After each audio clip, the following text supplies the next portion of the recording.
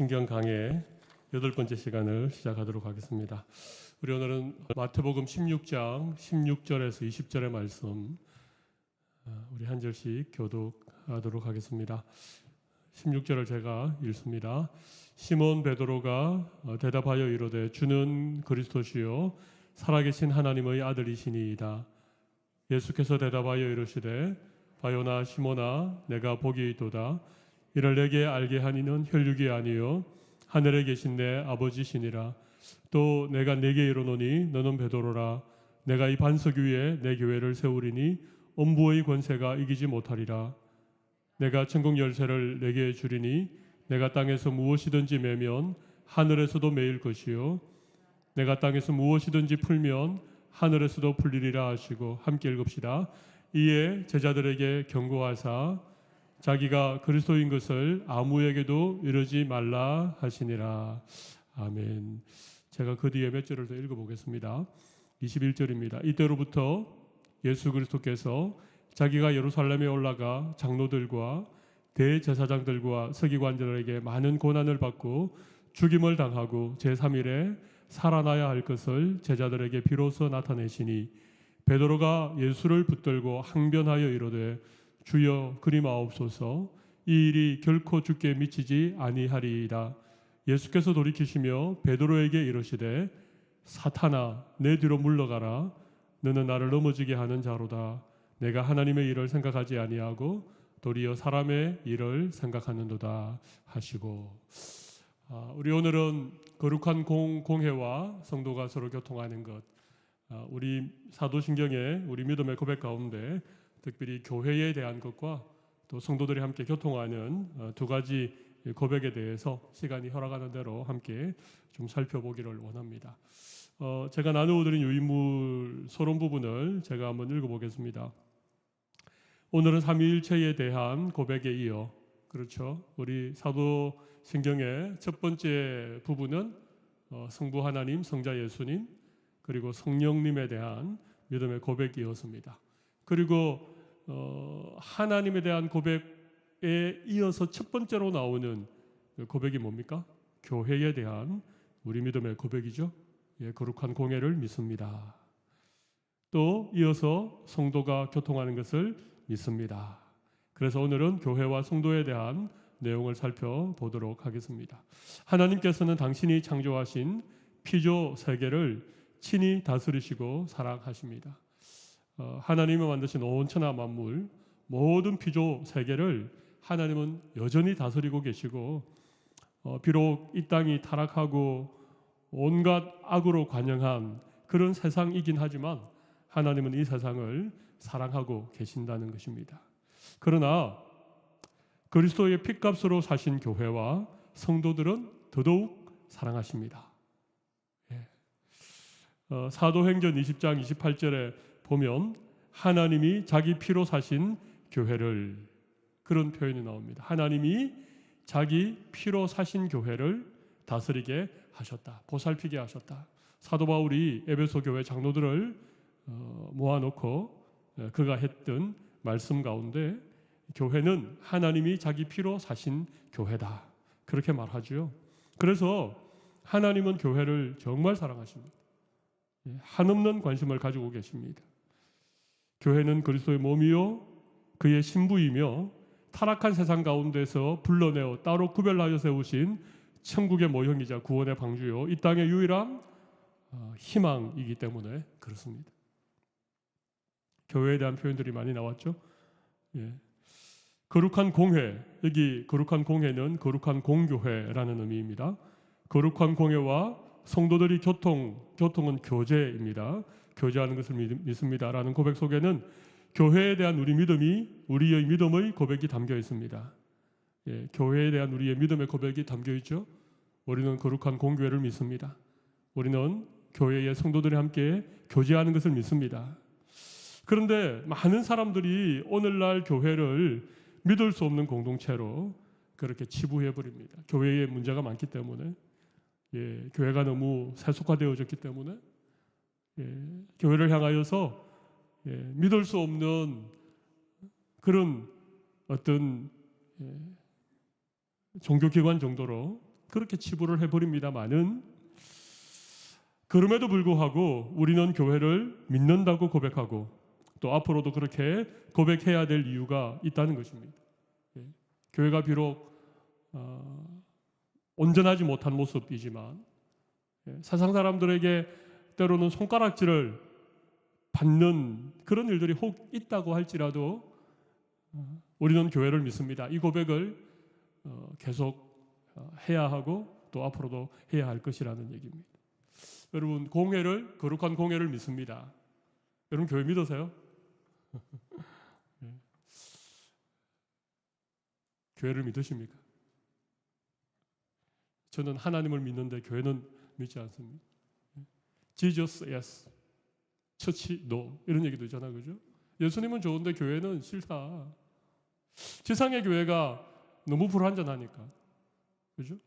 오늘날 교회가 사실은 참 문제가 많은 그런 어떤 종교단체처럼 사람들에게 그렇게 생각되니까 우리가 교회를 믿습니다 라고 하는 이 믿음의 고백을 계속 해야 될 것인가? 여러분은 어떠십니까? 그런데 그냥 교회를 믿습니다 그렇게 하는 게 아니고 여기 보면 거룩한 공교회를 믿습니다 그렇게 고백하죠. 여기 거룩한 교회 또 공교회 영어로 말하면 Holy Catholic Church라고 말합니다. 거룩한 교회와 보편적인 교회. 이 땅에 많은 교회들이 있습니다. 다 지역 교회들이죠, 그죠? 지역 교회들인데 이런 지역 교회들은 문제도 있고 또 여러 가지 어려운 점들이 있지만 그러나 우리가 믿는 교회는 하나님이 이 땅에 세우신 교회, 예수님이 자기 피값으로 세우신 교회, 그 교회에 대한 우리의 믿음은 변함이 없다는 것입니다. 지금 현재 지상에 있는 교회들, 지역에 세워진 수많은 교회들이 여전히 부족함이 있고 그렇지만 그러나 우리는 교회를 믿습니다. 이런 고백을 해야 되고 우리가 거룩한 공교회를 믿습니다 라고 할 때 이 교회는 어떤 교회여야 하느냐 그리고 또 우리가 이런 교회를 믿는다라고 고백하는 우리가 소속해 있는 우리 이 지역교회 오클랜드 사랑의 교회를 어떻게 우리가 함께 이루어 가야 할 것인가 이런 점들에 대해서 오늘 함께 강의를 통해서 또 하나님께서 우리에게 주시는 음성을 듣는 그런 시간이 되면 좋겠습니다. 오늘은 가능하면 좀 빠르게 진행해 보도록 하겠습니다. 1번, 교회는 무엇인가? 교회의 명칭은 에클레시아라고 하는 헬라어에서 나왔습니다. 에클레시아라고 하는 헬라어는 에크라고 하는 무엇으로부터 이런 전치사와 칼레오라고 하는 부르다라고 하는 이 두 단어가 합성되어진 그런 말이 교회 에클레시아입니다. 다시 말하면 무엇으로부터 불러서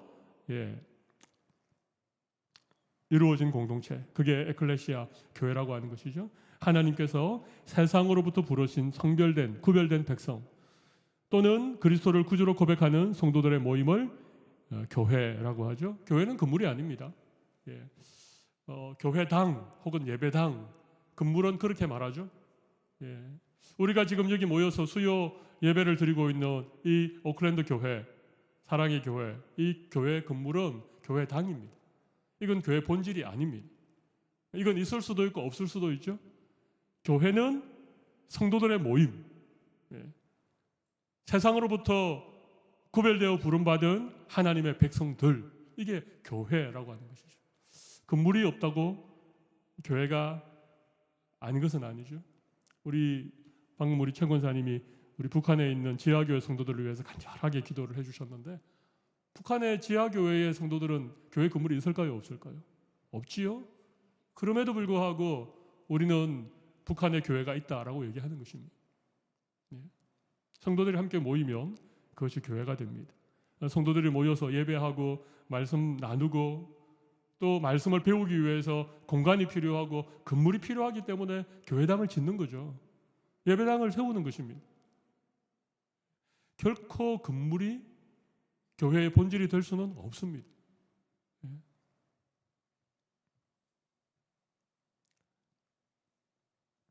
그러면 교회의 기원은 어떻게 우리가 생각해 보아야 하는가?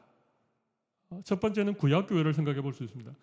사도행전 7장은 서대반 집사님의 설교가 나오는데 거기 7장 38절에 보면 광야교회라고 하는 표현이 분명히 나옵니다. 이스라엘 백성들이 출애굽에서 광야에 40년간을 머물렀던 그 이스라엘 민족 공동체를 향하여 서대반 집사님은 교회라고 했던 것이죠. 구약의 교회도 있습니다. 아브라함을 통해서 하나님이 자기 백성들을 갈대아 우르에서 불러내시고 아브라함의 후손들을 통하여서 이런 하나님의 백성 삼으셨다. 이 하나님의 백성이었던 이스라엘의 민족 공동체를 우리는 구약의 교회 그렇게 얘기할 수 있습니다. 이거 민족 중심의 교회죠. 이거는 불러내어 이렇게 모이는 그런 어떤 공동체의 특징을 가지고 있죠. 우리가 오늘 읽었던 마태복음 16장 16절 이하의 말씀에 보면 베드로가 예수님에 대해서 주는 그리스도시요 살아계신 하나님의 아들이십니다 라고 하는 이 신앙 고백을 들으시고 너는 베드로라 내가 이 반석 위에 내 교회를 세우겠다 그렇게 말씀하신 예수님이 친히 세우시겠다라고 하셨던 이 말씀에 따라서 오순절 성령 강림을 통하여 탄생한 교회 이건 신약의 교회죠, 그죠? 어떻게 보면 우리가 교회라고 말할 때 우리가 지금 생각하는 그런 의미의 교회는 이 오순절날 성령 강림으로 탄생한 예수님이 세우시겠다라고 약속하셨던 이 신약의 교회를 아마 의미할 수 있을 것입니다. 그런데 구약의 교회가 이스라엘이라고 하는 한 나라와 민족을 중심한 교회였다면 예수님이 세우신 신약의 교회는 어떤 교회입니까? 이건 민족을 초월한 추월이 아니고 민족을 초월한 그런 교회죠. 모든 나라, 모든 민족, 모든 열방, 모든 언어, 모든 족속으로 다 불러서 모이는 그런 교회였지요. 그래서 우리는 신약 교회의 기원은 마태복음 16장에서 찾아볼 수 있습니다. 그러나 구약 교회를 생각해 본다면 하나님이 아브라함을 갈대아 우르에서 부르실 그때부터 하나님은 하나님의 백성들의 공동체를 하나님이 시작하시기 원하셨던 것이죠.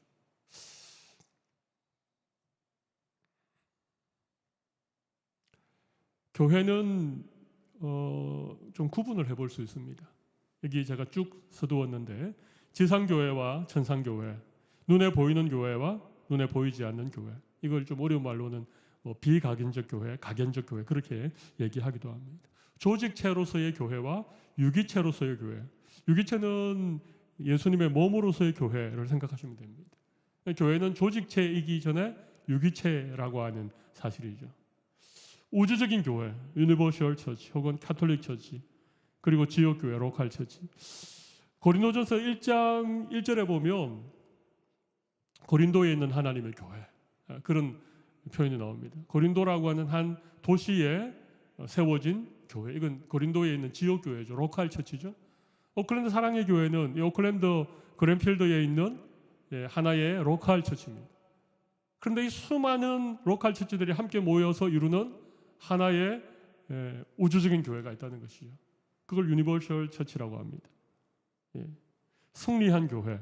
이미 예수 그리스도께서 십자가에서 부활하심으로 말미암아 모든 죄와 사망의 권세를 깨뜨리시고 승리한 그런 교회가 있는가 하면 여전히 전투적인 지상의 교회가 있는 것이죠. 그래서 이런 지상의 교회, 전투적인 교회, 지역 교회를 일컬어 이렇게 표현할 수 있습니다. 불완전한 교회, 불완전한 교회 그렇게 표현할 수 있습니다. 반면에 천상의 교회나 우주적인 교회나 승리한 교회나 이런 교회들을 일컬어 완전한 교회 그렇게 말할 수 있죠. 우리는 우리는 지금 지상교회에 소속해서 우리는 신앙생활을 하고 있는 것입니다. 그래서 지상교회는 여전히 이런 죄와 더불어 싸우고 있는 전투적인 교회이기 때문에, 또 불완전한 공동체이기 때문에 교회 안에 여전히 어려움들이 남아있는 것이죠. 그러나 하나님이 세우시기 원하시는 교회, 예수님께서 내가 세우겠다라고 하는 그 교회는 이런 완전한 교회를 의미하는 것입니다. 이런 교회를 우리가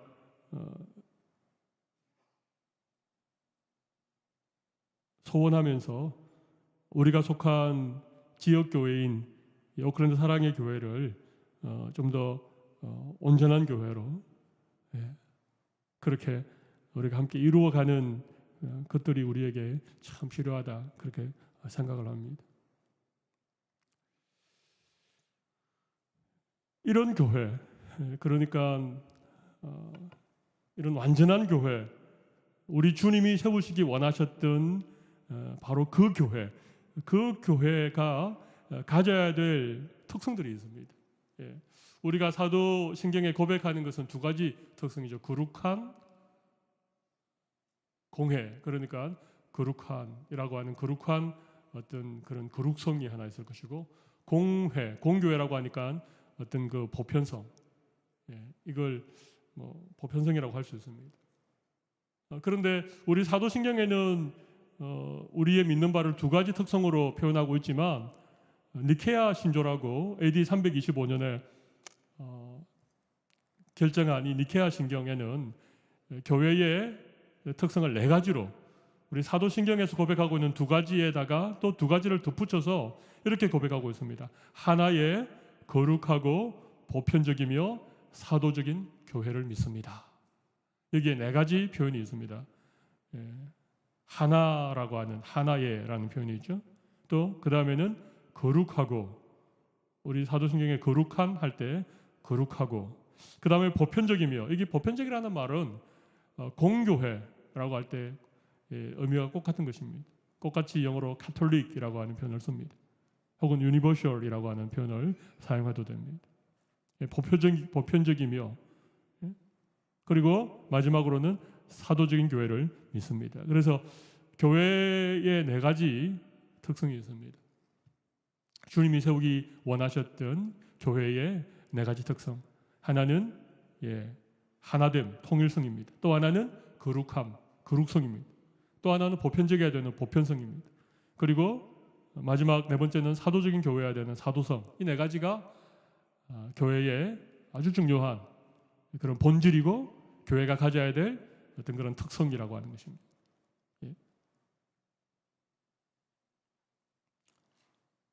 수많은 교회들이 있죠. 수많은 교파, 수많은 교단, 다양한 교회들이 있는데, 이 교회가 우리 예수님이 세우시기 원하셨던 교회인가?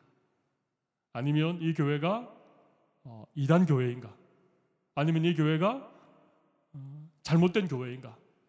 이것을 분별하고 판단할 수 있는 기준이 뭔가 하면 이 네 가지입니다. 통일성, 거룩성, 보편성, 사도성, 이 네 가지를 가지고 있으면 그 교회는 그 교회가 장로교회이든지 감리교회이든지 순복음교회이든지 상관없이 그 교회는 우리 예수님이 세우기 원하셨던 교회, 그리고 우리가 거룩한 공회를 믿습니다라고 우리가 고백하는 그런 교회라고 하는 것입니다.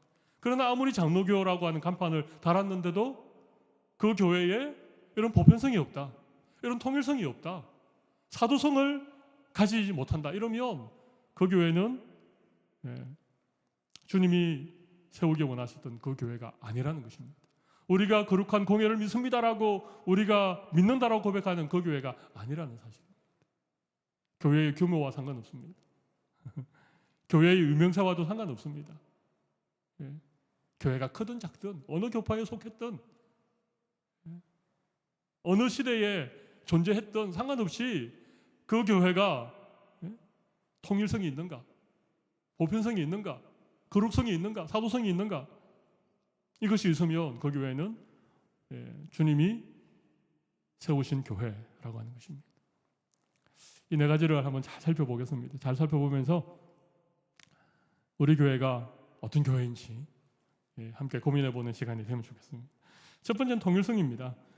로마서 12장 50절 말씀 보면 이와 같이 우리 많은 사람이 12장 5절입니다. 50절이 아니고 12장 5절에 보면 이와 같이 우리 많은 사람이 그리스도 안에서 한 몸이 되어 서로 한 지체가 되었느니라. 여기 많은 사람이 그죠? 그리스도 안에서 한 몸이 되었다. 한 몸이 되었다. 우리는 하나라고 하는 이것이 주님이 원하시는 교회의 모습이라고 하는 것입니다. 하나의 교회입니다. 몸된 그리스도와 연합되었기 때문에 그리스도 안에서 우리 모두는 하나인 교회이죠. 여러분 교회가 참 많습니다. 교회 숫자만 많은 게 아니라 교파도 많고 교단도 많고 너무너무 많습니다. 그런데 이 교회가 이 많은 교회들이 하나라고 하는 사실을 여러분 아십니까 혹시?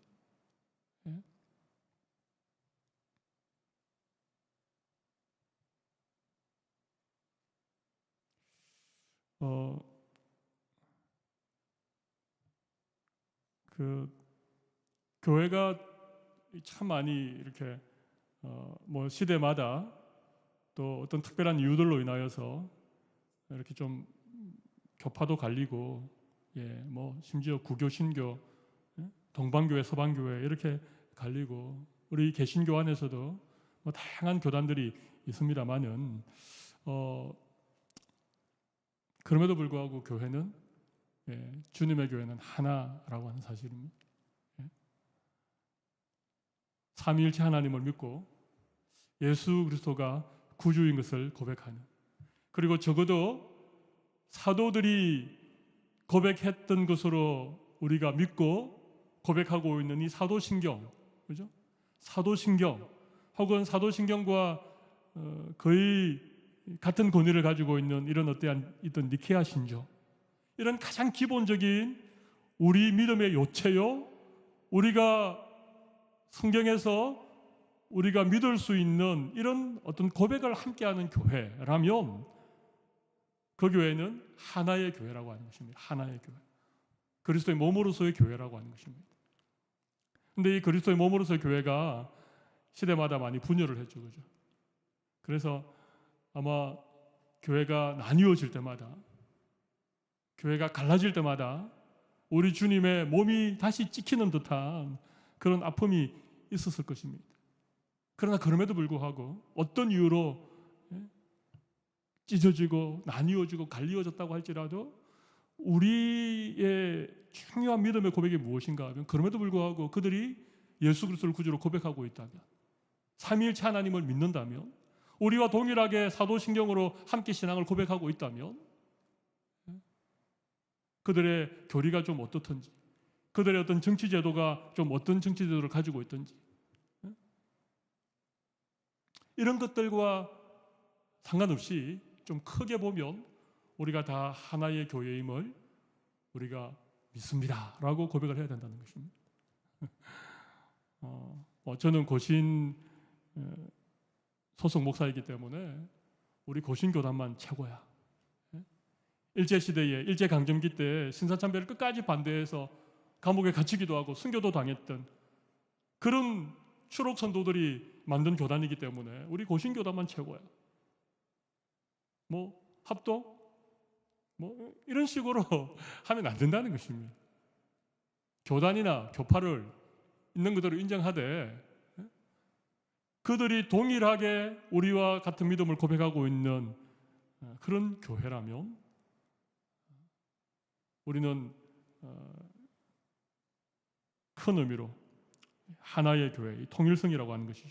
그래서 모든 교회는 통일성을 가져야 됩니다. 반드시 가져야 됩니다. 네. 통일성이 뭐라고요?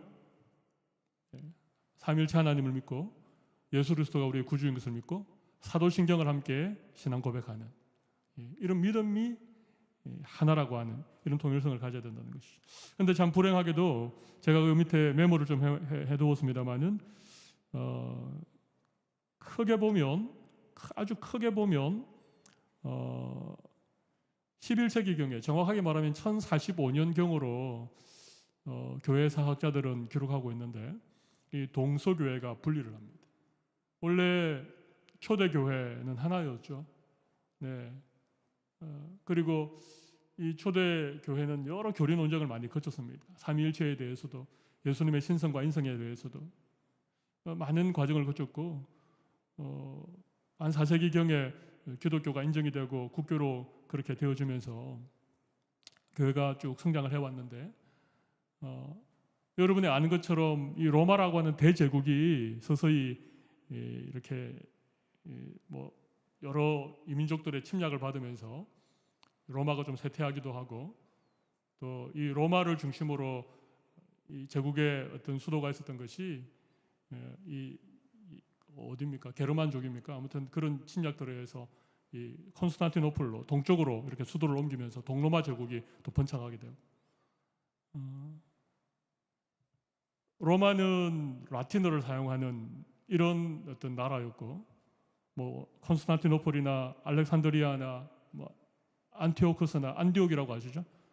또 뭐 예루살렘이나 이런 쪽은 여전히 그 헬라어, 코인의 헬라어, 신약 성경이 코인의 헬라어로 기록되어졌는데 여전히 이런 헬라어를 많이 사용하는 이런 여러 가지 이유로 인하여서 이게 이 서방 교회와 동방 교회 사이에 적지 않은 이런 갈등들도 있었고 그러다가 어떤 성상을 숭배하느냐 마느냐 이런 문제도 제기가 되어졌고 또 정치적인 여러 가지 이유들로 인하여서 결국은 이 동방 정교회와 로마 가톨릭이 분열을 하게 됩니다. 이게 교회사 최초의 교회 분열입니다. 이게 언제라고요? 1045년입니다. 11세기입니다. 동방정교회가 세계에서 두 번째로 큰 기독교 종파입니다. 모르셨죠? 뭐 지금은 러시아 정교회가 가장 많습니다만은 그래서 이 서방교회와 동방교회로 이렇게 나누어진 것이 처음입니다. 네. 그리고 이 이게 정교회라고 하는 것은 정통교회, 오스독스 처치라고 하는 그런 의미죠. 정통. 자기들이 초대 예루살렘 교회의 정통을 이어받았다. 그래서 정통교회, 정교회, 오스독스 처치 그렇게 얘기하는 것입니다. 정교회죠. 그에 비해서 이 로마교는 카톨릭이라는 말을 사용을 했습니다. 카톨릭은 보편적이다 그런 의미입니다. 하나는 정통을 강조했고 하나는 카톨릭 보편성을 강조했습니다. 그래서 이렇게 동서교회로 나누어지게 된 것이죠. 그리고 사실은 이 아무래도 서유럽 쪽에 근거지를 둔 이 로마 카톨릭이 훨씬 많이 발전을 했습니다. 왜냐하면 뭐 유럽에 일어났던 나라들이 다 강대한 나라들이었고 그 나라들이 유럽을 지배했기 때문에 그에 비해서 동방정교회는 사실은 그냥 어떤 맥락만을 유지하는 이런 상태였죠. 그래서 우리가 아는 것처럼 중세를 지배했던 교회는 로마 가톨릭입니다. 네. 이렇게 로마 가톨릭이 쭉 한 500년 이상을 500년 가까이를 서유럽을 중심으로 이렇게 교회를 이루어 갔는데 우리가 잘 아는 것처럼 이 로마 교회가 심하게 부패를 하게 된 것이죠. 아주 극심한 부패를 하게 돼서 거기서부터 종교개혁이 일어난 것입니다. 16세기 뭐 정확하게 말하면 1517년 10월 31일 마르틴 루터가 비텐베르그 그 성경문에 95개조의 반박문을 붙이면서 시작한 것이 종교개혁이죠. 이 종교개혁을 통해서 프로테스탄트라고 하는 개신교회가 시작이 된 거예요. 개신교회.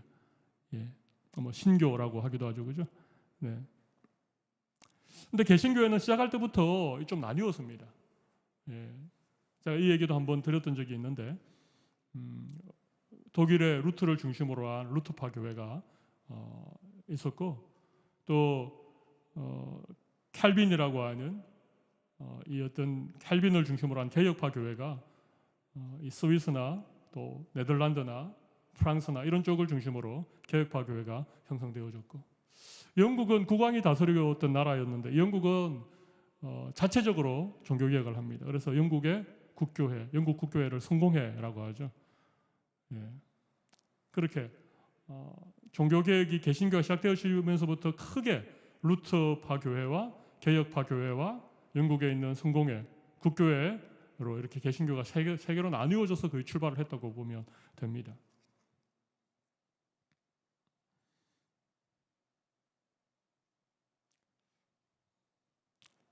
근데 이 세 개신교회, 루터교회나 개혁교회나 성공회 이런 교회들도 사실은 로마 가톨릭으로부터 다시 말씀으로 돌아가자, 다시 믿음으로 돌아가자, 다시 하나님의 언어로 돌아가자, 그렇게 사실은 종교개혁의 후예들이죠.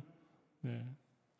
그래서 개혁교회는 처음부터 이런 나라별로 또 지역별로 언어별로 다양한 교회가 출발을 하게 된 것입니다. 그래서 개신교회는 교파와 교단이 수없이 많습니다. 놀라운 것은 하나님이 어떤 시대마다 필요한 그런 하나님의 교회들을 새롭게 일으키기도 하시고, 또 그 중심에 서 있는 그런 사람들을 통해서 하나님께서 계속 구원의 역사를 펼쳐가고 계신다는 것이죠. 성공회에서 여러분 감리교가 시작되어졌다는 사실 혹시 아십니까? 감리교의 뿌리는 성공회입니다. 예. 18세기에 성공회의 성직자이면서 신학자였던 존 웨슬레. 그럼 존 웨슬레 아시죠? 예, 존 웨슬레가 복음주의 운동, 사회 복음 운동, 부흥 운동을 일으키면서 그런 어떤 홀리 클럽 같은 걸 만들고, 그것이 나중에는 사람들이 너무 많이 모이니까 조직이 생기고, 그렇게 자연스럽게 발생한 것이 감리교입니다. 감리교. 예. 그리고 감리교에서 영국의 윌리엄 부스라고 하는 사람이 구세군이라고, 그렇게 구세군을 만들었죠. 그 전부 다 개신교의 아주 중요한 교파 가운데 하나죠. 개혁교회는 칼빈주의를 이렇게 따르는 그런 교회들인데, 장로교는 이 개혁교회의 후예라고 보면 됩니다. 이 장로교는 영국에서 발생했습니다. 영국의 스코틀랜드라고 하는 이곳에서 존 후스라고 하는, 우리가 잘 아는 존 후스를 중심으로 영국의 성공회, 국교회가 물론 개혁 교회이긴 하지만 너무 이 가톨릭의 정통들을 많이 따르는 것에 반대해서 이 스코틀랜드에서 시작한 것이 스코틀랜드 장로교단이, 이게 장로교단의 효시입니다.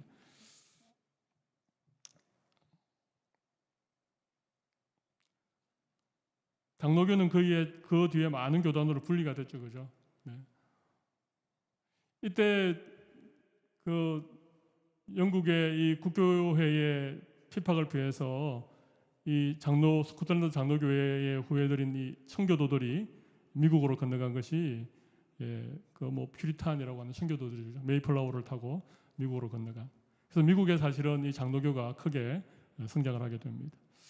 우리나라는 미국 장로교회, 뭐 카나다 장로교회, 또 호주 장로교회 이런 교파에서 선교사를 많이 초기에 우리나라에 선교사를 파송했습니다.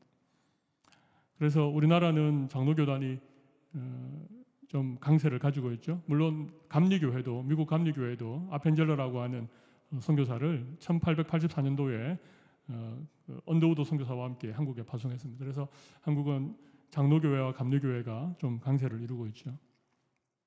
여러분, 한국 장로교회가 원래 하나였던 교회가 많은 장로교회로 분열되어졌는데, 제일 먼저 장로교회에서 제일 먼저 분리된 교단이 혹시 어딘지 아십니까? 여러분과 제가 속해 있는 고신교단이 제일 먼저 분리를 했습니다. 1952년에 분리를 했습니다. 그러니까 하나의 장로교단에서 처음에 이 고려파라고 하는 교단이 분리를 했죠. 그래서 뭐 한때는 고신교단을 이 분리주의자 그렇게 불렀습니다. 분리주의자. 제일 먼저 장로교회에서 분리해 나갔다고. 근데 뭐 원해서 분리해 나간 건 아니었죠, 그죠? 예, 이제 해방이 되어주고 신사참배를 결정했던 그런 사람들의 회개를 촉구했는데 여전히 교권을 잡고 있었던 친일 인사들의 이런 여러 가지 방해와 어려움들 때문에 결국은 오히려 좀 이 추록 성도들이 어려움을 겪자 서부 경남을 중심으로 그렇게 몇몇 목사님들이 중심이 되어서 탄생한 교단이 고신교단입니다. 작은 교단이었죠. 그러다가 1957년도에 신학의 문제, 자유주의 신학의 문제 때문에 장로교회가 크게 분열을 또 한 번 하게 됩니다. 그게 이제 기독교 장로회와 그리고 예수교 장로회로 또 크게 분리를 하게 되어집니다.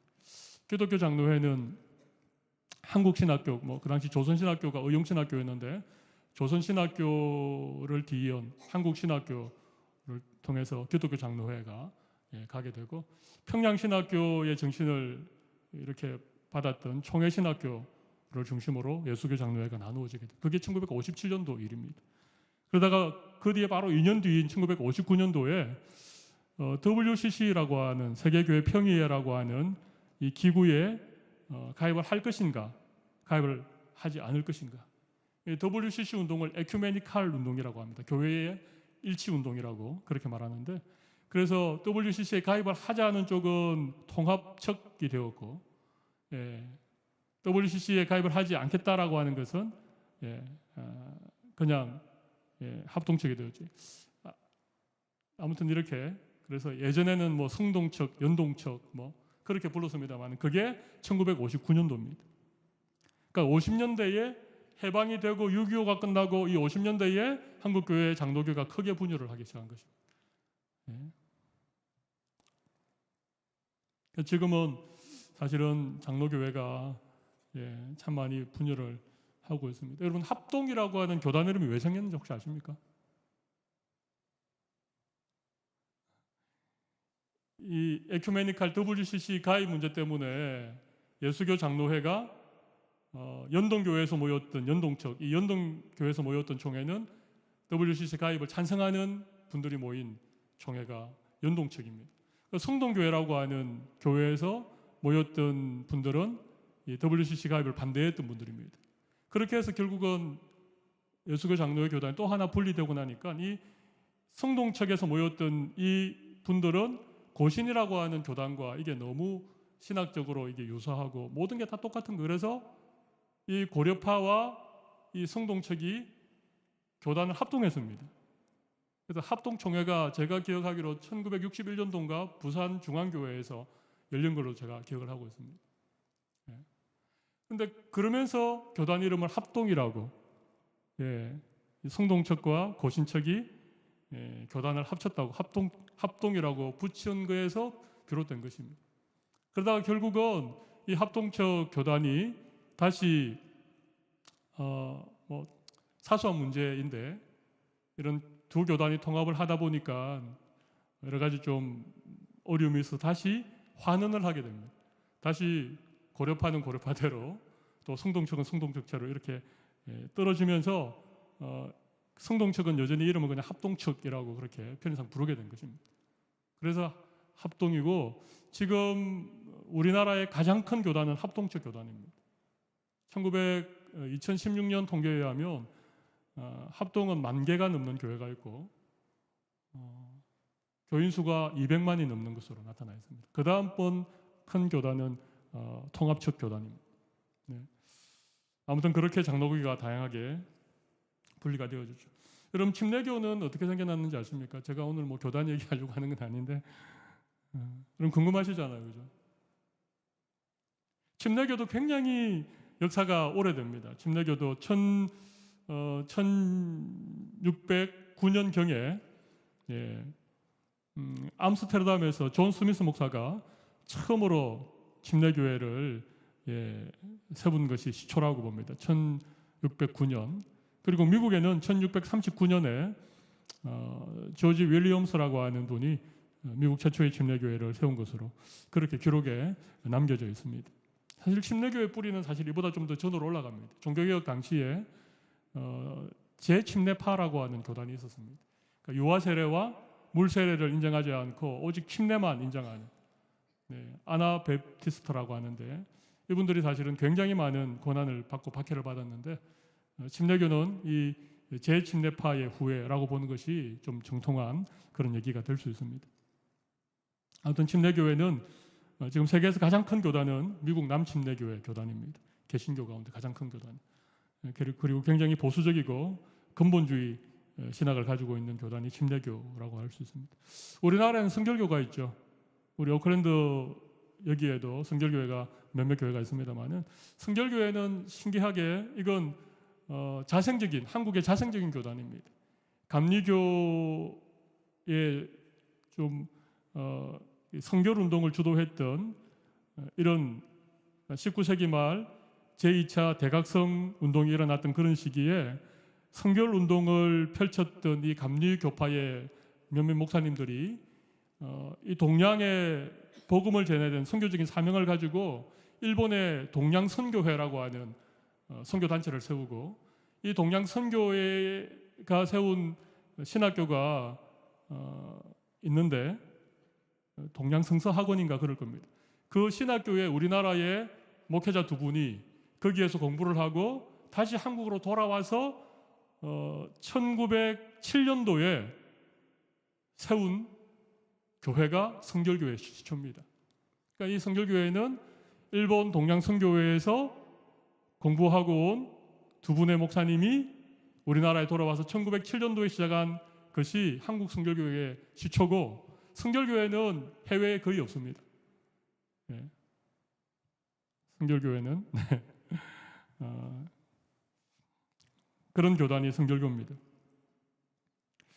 여러분, 순복음교회는 언제 일어났을까요? 순복음교회는 1906년부터 1909년까지 한 4, 5년에 걸쳐서 캘리포니아 주에 있는 아주사라고 하는 그 거리를 중심으로 놀라운 부흥의 운동이 일어났는데, 이 부흥이 성령운동으로 확산이 되어지고, 이 운동으로 말미암아 탄생한 교회가 하나님의 성회라고 하는 오순절 계통의 그런 성령운동을 하는 그런 교회가 탄생했는데, 이것이 오순절 교회의 처음입니다. 그러니까 오순절 교회는 1906년에서 1909년 사이에 캘리포니아 아주사에서 일어났던 그 성령운동으로 탄생한 교회가 오순절 교회입니다. 역사가 굉장히 짧죠, 그죠? 그리고 우리나라에는 1928년도에 처음으로 이 하나님의 성회에서 선교사를 파송했고, 그렇지만 이 오순절 교회는 조용기 목사님이라고 하는 정말 목사님을 통해서 아주 한국의 대표적인 교단으로 그렇게 성장을 하게 된 것입니다. 그런데 교단의 역사는 굉장히 짧습니다. 오순절, 이 순복음과 성결교와 감리교는 사실은 뿌리가 굉장히 비슷합니다.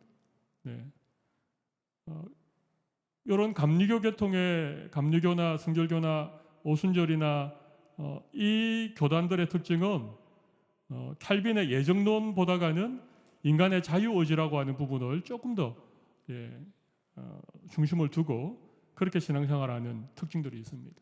장로교라든지 침례교 이런 쪽은 하나님의 어떤 절대 주권이나 예정 이런 쪽으로 훨씬 무게를 두고 그렇게 신앙생활을 하죠. 근데 제가 이렇게 여러 교단을 얘기하는 것은 이런 교단이나 교파가 그 시대마다 하나님이 필요하기 때문에 세우신 그런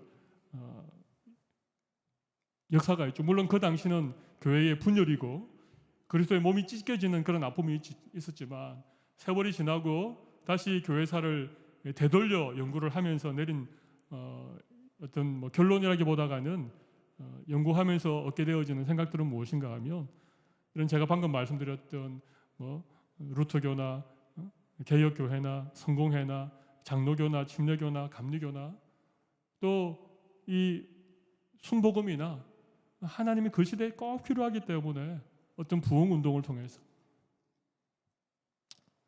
또 어떤 복음을 전하는 선교를 위해서 하나님이 세우신 그런 교단들이죠.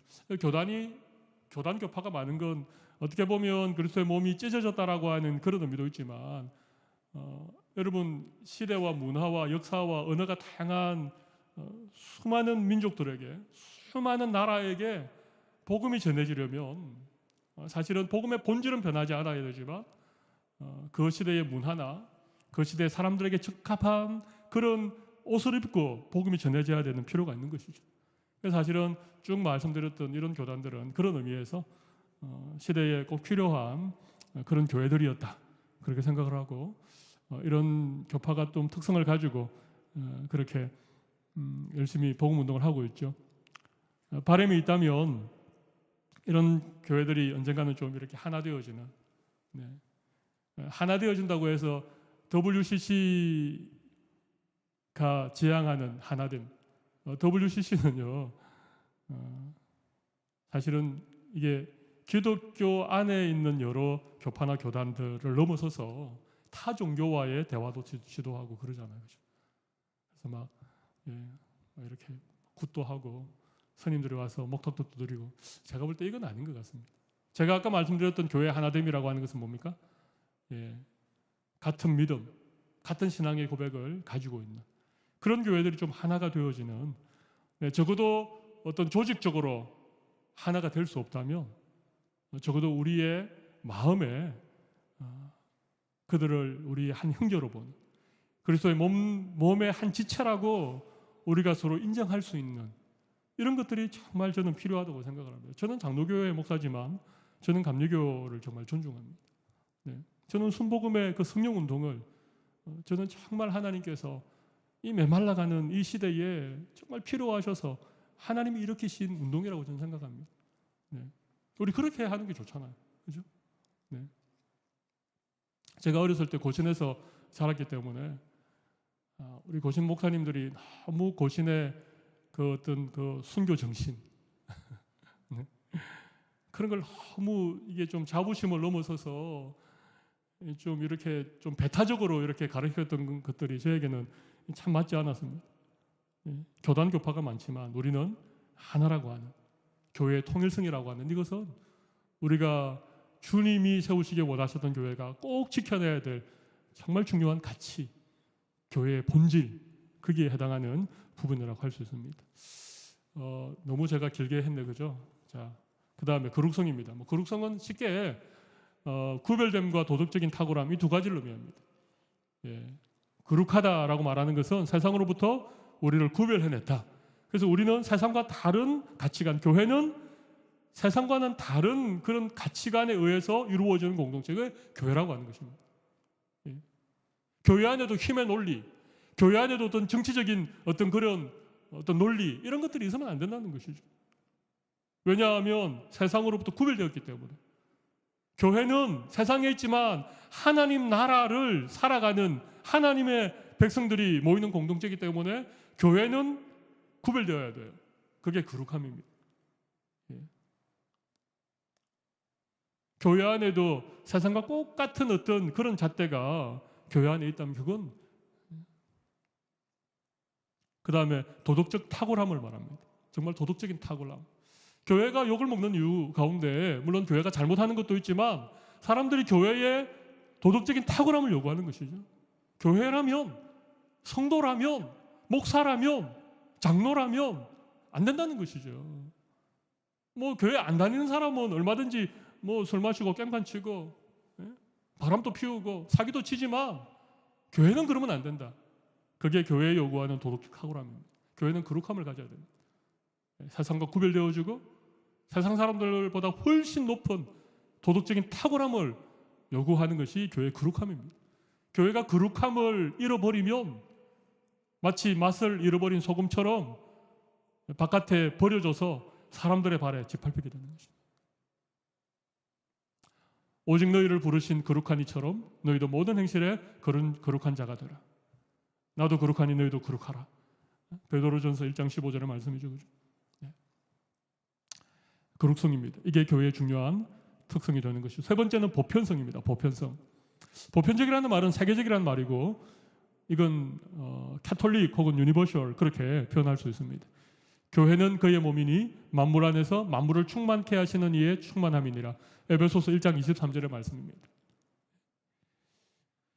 교회는 그의 몸인데 만물 안에서 만물을 충만케 하시는 이의 충만함이 교회의 보편성을 나타냅니다. 그러니까 교회는 모든 만물 안에 충만함으로 그렇게 역사해야 된다는 것이죠. 모든 역사적인 교회와 지역적인 교회는 우주적인 교회로서의 보편성을 가지고 있다는 것입니다. 전 인류, 전 계층, 다양한 사람들이 여러분 교회는 모든 민족에게 전파되어야 됩니다. 모든 지역의 교회가 세워져야 됩니다. 백인이건 흑인이건 뭐 자유자이든 노예든 남자든 여자든 빈부귀천 유무식을 막론하고 교회는 보편성을 가져야 됩니다. 교회의 문은 항상 낮아야 됩니다. 모든 사람에게 열려져 있어야 됩니다. 예수 그리스도를 부르는 모든 자들은 어느 교회든지 공동체에 소속할 수 있는 것이 교회의 보편성입니다. 네.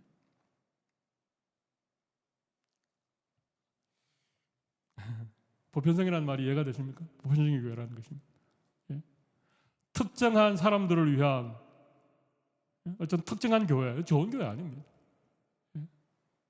지금도 있는지 모르겠지만 한국 대전에 카이스트 대학에 있는 대학교회라고 있는데 그 교회 별명이 박사교회입니다. 예? 그 교회는 다 박사 정도 학위가 있어야 그 교회 교인이 되는. 모르겠습니다. 그 교회는 자부심이 대단할지 모르겠지만 박사 학위를 가지지 못한 사람은 교회의 일원이 될 수 없다. 그 교회는 좋은 교회가 아닙니다. 가난한 자든 부자든 배운 자든 못 배운 자든 남자든 여자든 그 뉴질랜드의 어떤 그 앵글리칸 처치 중에 그 저기 유색인을 이렇게 못 들어가게 하는 교회가 있다는 얘기를 제가 얼핏 누구한테 들었습니다. 실제로 그런 앵글리칸 처치가 여기 있는지 모르겠습니다만 한때 미국에 있는 남부교회가 그런 교회가 있었습니다. 백인들만의 교회가 있었습니다. 그래서 어떤 흑인이 정말 예배가 드리고 싶어서 교회를 찾아갔는데 그 교회가 백인들만 모이는 교회라고 문을 닫아두고 이 흑인을 교회 문 밖에 세워뒀습니다. 그런데 어떤 남루한 또 한 사람이 교회 밖에 있는 것을 발견을 했습니다. 그래서 이 흑인이 그분에게 묻습니다. 당신 또 교회 못 들어갔느냐고. 그랬더니 나도 교회 못 들어갔다고. 근데 여러분 그 남루한 옷을 입고 계셨던 분이 누군지 아십니까? 예수님이죠, 그죠? 교회의 보편성이라고 하는 것은 교회가 차별이 없어야 된다는 것입니다. 모든 사람에게 열려있는 복음이 그러한 것처럼 하나님의 사랑이 그러한 것처럼 예수님의 복음이 모든 믿는 자에게 차별이 없는 것처럼 이 보편적인 교회라고 하는 것은 그런 의미입니다.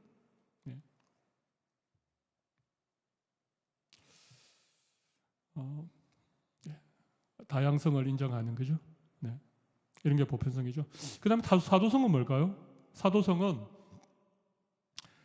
너희는 사도들과 선지자들의 터 위에 세움을 입은 자라. 에베소서 2장 20절 말씀인데 사도들이 가졌던 신앙, 즉 예수님이 사도들에게 가르쳐 전해준 말씀에 기초한 교회여야 된다는 것입니다.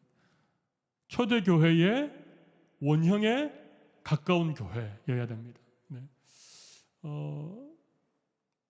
여러분 시대는 바뀌고 또 시대마다 교회의 형태는 다양해지고 또는 교파나 교단이 여러 개가 있을지라도 사도성은 뭡니까?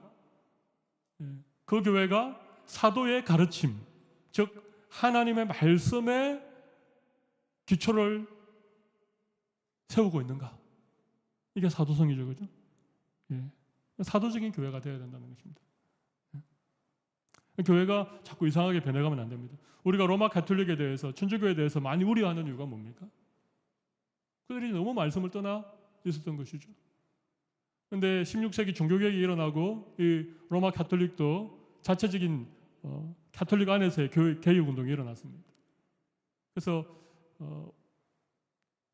아무튼 로마 가톨릭도 계속해서 개혁을 해가고 있습니다만은 그러나 우리가 항상 좀 이렇게 좀 의혹을 많이 가질 수밖에 없는 이런 성경적이지 않는 교리들이 가톨릭 안에 많이 있죠, 그죠?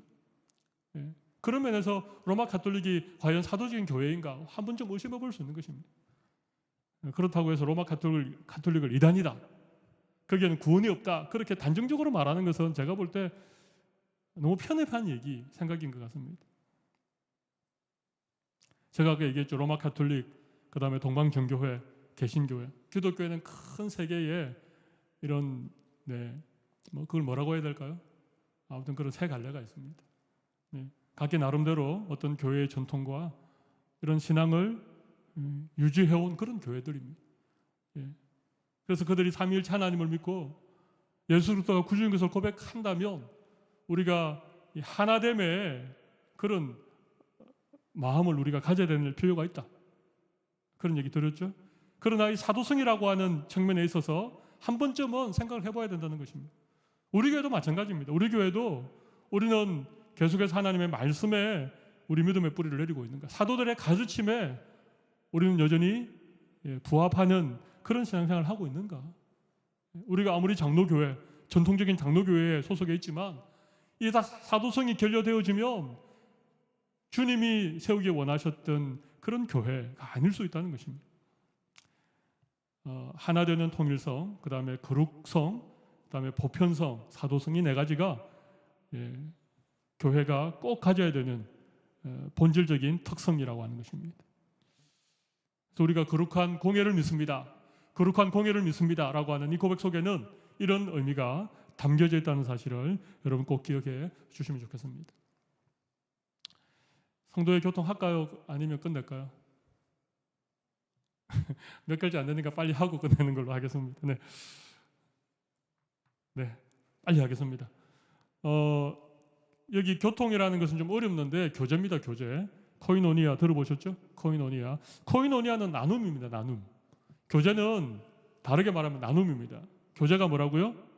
나누는 것입니다. 성도들 간에 서로 나누는 것입니다. 무엇을 나누어야 되느냐? 하나님의 지식의 말씀을 나누어야 됩니다. 그죠? 말씀을 나누어야 돼요. 하나님의 지식을 나누어야 돼요. 말씀을 나누어야 됩니다. 말씀을 나누지 않는데 교제한다, 그렇게 말하면 안 됩니다. 적어도 성도들 간의 교제는 그렇습니다. 그 다음에 하나님께 받은 은혜와 사랑, 이건 뭘까요? 우리의 삶을 간증하는 것이죠. 우리의 삶에 경험되어지는 하나님의 은혜, 하나님의 사랑, 이런 것들을 나누는 것입니다. 내 자랑, 내 잘난 것, 이게 아니라 하나님의 은혜와 사랑을 나누는 것. 말씀을 나누고 하나님의 은혜와 사랑으로 인한 내 삶의 간증을 나누는, 그 다음에 은사를 나누는 것입니다. 교회 안에 은사를 주시는 이유는요, 자기 만족을 위해서 주시는 게 아닙니다. 공동체를 위해서 성도들과 함께 나누라고. 나에게 가르침 연사가 있다 그러면 누군가를 가르침으로 교제해야 되는 것이죠. 나에게 구제 연사가 있다, 그러면 그것으로 남을 섬기고 구제하는 그런 것이죠. 방언의 연사가 있다, 방언은 특별히 좀 개인을 위해서 주신 것입니다만은 방언을 통해서 기도함으로 다른 사람을 중보하는 이런 일로 서로 섬기고 나누어야 되는 것이죠. 초대 예루살렘 교회는요, 물질을 서로 나누었습니다.